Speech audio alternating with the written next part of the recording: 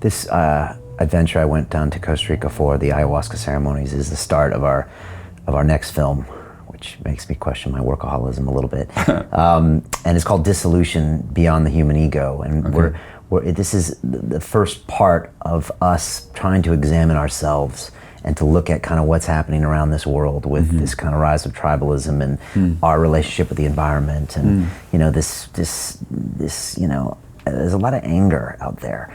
And to try to say, is it really our relationship with ourself? And so the start of it was to, you know, try to dissolve that ego with the plant medicines, but we're also going to try to talk to a lot of other people about how we get in touch with ourselves in different ways. Things that you talked about, therapy or endurance racing or somatic or all these other things. And I was just curious your thoughts on this issue when you see what we're doing to the environment or what we're doing to each other. And you know, you were just in Turkey and in Hungary, and you see this kind of right-wing thing flaring up, and you know, you speak to intellectuals and they're really feeling it. I just wondered what your thoughts are, and is this a reflection of ourselves or our relationship with ourselves? Well, first of all, we live in a culture, we live in a society, and that has an impact on us. So it's not an individual question. It's a social and political and economic question.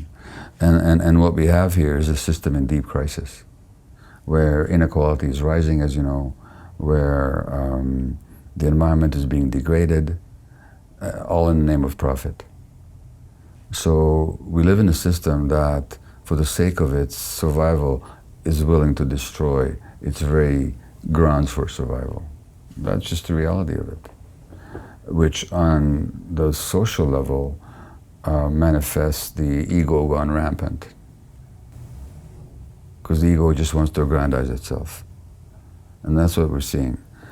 So your film is addressing the core issue right now, and that's what my next book again is, The Myth of Normal, Health and Illness in an Insane Culture. I'm saying this culture has gone insane.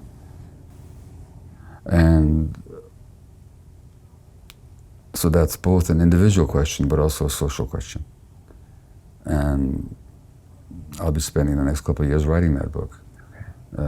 Sounds like it's the Inquirer is very similar to what you're engaged in in this film.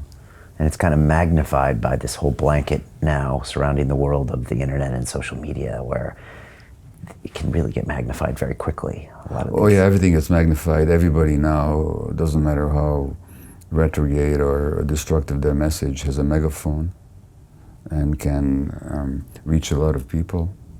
And there's no sense of responsibility, because you can say whatever you want.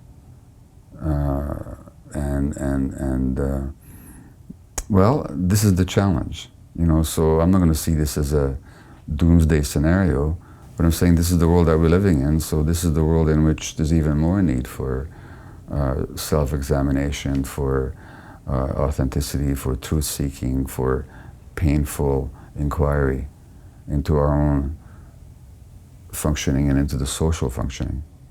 So in a sense, the worse it gets, the more it induces people to ask the right questions.